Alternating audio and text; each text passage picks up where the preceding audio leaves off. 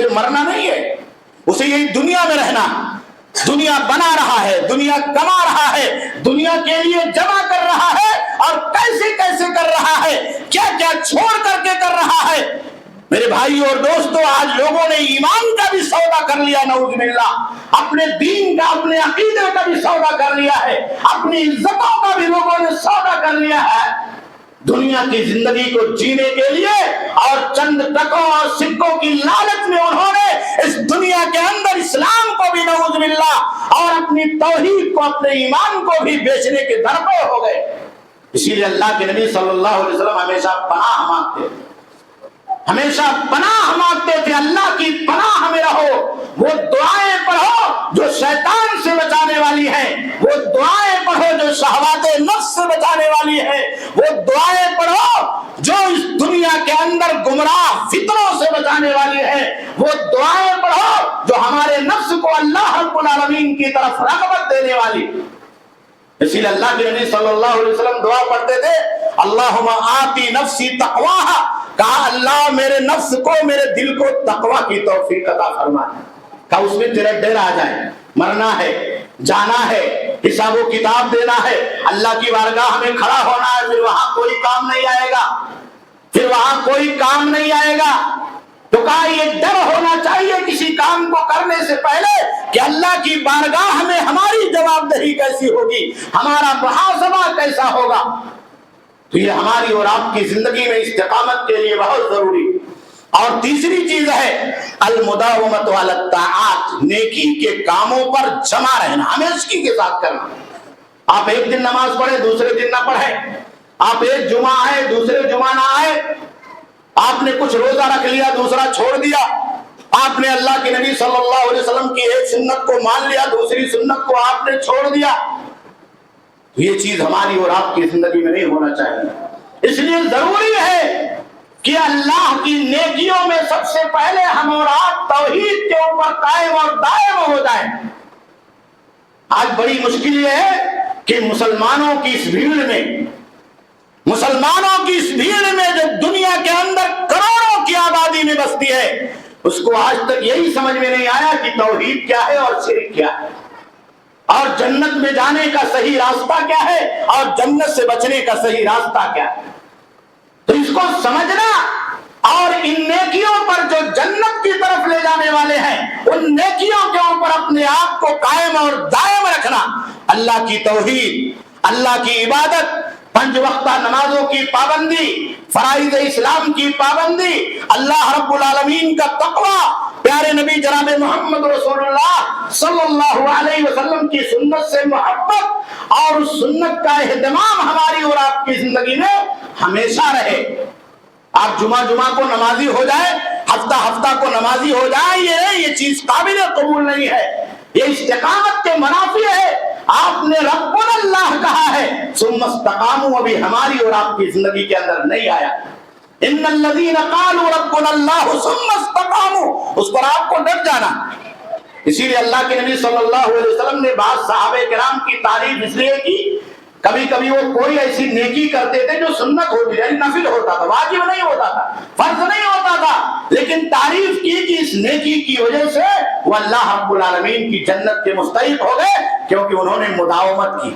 ہمیشگی کی۔ اسی لیے پیارے نبی صلی اللہ علیہ وسلم کو نیکی کا ہر عمل جسے آپ کرتے تھے، چاہے بڑی نیکی ہو چاہے چھوٹی نیکی ہو، آپ اس پر مداومت کو پسند فرماتے ہیں۔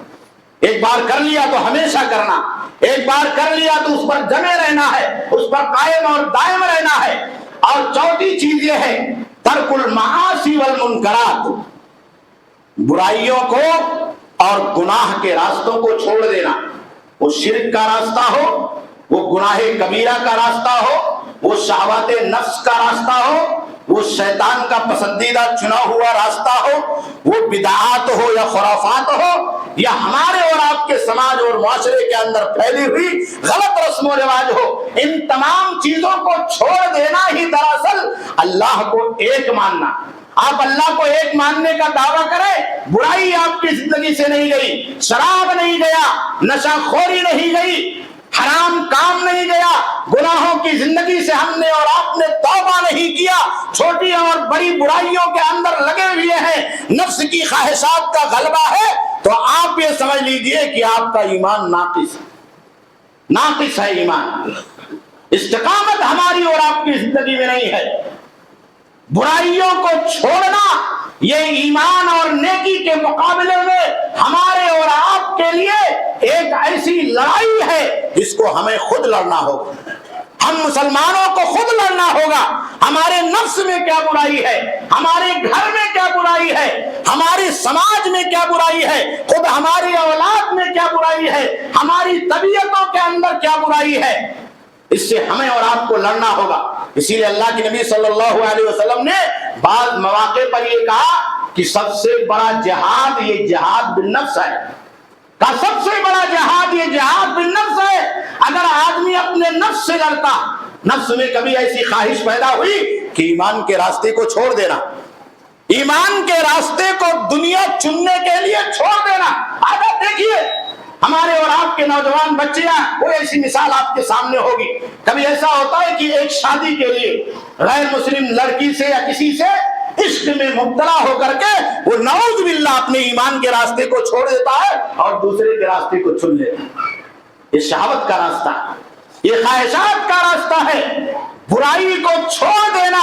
ایمان پر ڈٹے رہنا، اللہ کے راستے کو چن لینا، یہ ہماری اور آپ کی زندگی کے اندر ایک مضبوط عہد ہونا چاہیے۔ ایسا نہیں ہے کہ دنیا کی کوئی بات آئی، اپنے نفس کی کوئی بات آئی، خواہش کی کوئی بات آئی، عشق اور معاشقے کی کوئی بات آئی، اپنے دل کی کوئی بات آئی تو ہم نے نعوذ باللہ ایمان کو بھی چھوڑ دیا، ایمان کو بھی چھوڑ دیا، ملحد ہو گئے، دوسرے کا کلمہ پڑھ لیا، دوسرے کے دین کو اختیار کر لیا، دوسرے کے دھرم کو اختیار کر لیا، تو گویا کہ استقامت سے ہم اور آپ ہٹ گئے۔ ہم نے اللہ کے راستے کو جو چنا تھا، اللہ کے راستے کو ہم نے چننے کے بعد چھوڑ دیا، کیونکہ ہم اس پر ڈٹے رہی، ہم نے عہد و معاہدہ نہیں کیا۔ اس لیے میرے بھائی اور دوستو، ہمیں اور آپ کو چاہیے کہ ہم اور آپ اس دنیا کی زندگی میں ایمان جو اللہ نے ہمیں اور آپ کو ایک نعمت کی شکل میں عطا کیا، یہ اللہ کا بہت بڑا انعام ہے کہ اس نے دنیا میں ہمیں اور آپ کو کلمہ لا الہ الا اللہ محمد رسول اللہ پڑھنے کی توفیق دی ہے، اس پر ہم اور آپ ڈٹے رہے۔ یہی آج کے وقت کا تقاضا ہے۔ اللہ رب العالمین سے دعا ہے کہ اللہ ہمارے ایمان کی حفاظت فرما دے، اللہ رب العالمین ہمیں ایمان پر استقامت نصیب فرما دے، اللہ رب العالمین نیکیوں کے راستے اور آخرت کے راستے جس کو ہم نے چنا ہے، اللہ اس پر ہمیشہ سانس کے آخری لمحے تک قائم اور دائم رہنے کی توفیق عطا فرما دے۔ بار الہ ہمارے ایمان کی حفاظت فرما، اللہ رب العالمین ہمارے جان مال کی حفاظت فرما، اللہ رب العالمین قبلہ اول بیت المقدس کی حفاظت فرما، حرمین شریفین کی حفاظت فرما، اللہ رب العالمین ہماری مسجدوں کی عبادت گاہوں کی حفاظت فرما۔ بار الہ دنیا کے کونے میں جہاں بھی مسلمان بھائی مظلوم ہے، کمزور ہے، اللہ رب العالمین تو غیب سے ان کی نصرت و اعانت فرما۔ اللہ رب العالمین ہم تمام لوگوں کو دنیا کی زندگی کے اندر کفر سے، شرک سے، بری صحبتوں سے، بری عادتوں سے توبہ کرنے کی توفیق عطا فرما۔ اللہ رب العالمین استقامت کے راستے پر ہمیں اور آپ کو دین کی بنیادوں کو سمجھ کر کے، اسلام کے اصولوں کو اور فرائض کو سمجھ کر کے چلنے کی توفیق اور سعادت عطا فرما۔ بار الہ ہمیں ایک بنا دے، ہمیں نیک بنا دے۔ اللہ رب العالمین جب تک دنیا کے اندر زندہ رہے ایمان کے اوپر قائم اور دائم فرما، خاتمہ ہو اسی ایمان پر ہو، کلمہ لا الہ الا اللہ محمد رسول اللہ صلی اللہ علیہ وسلم پر ہو۔ ربنا تقبل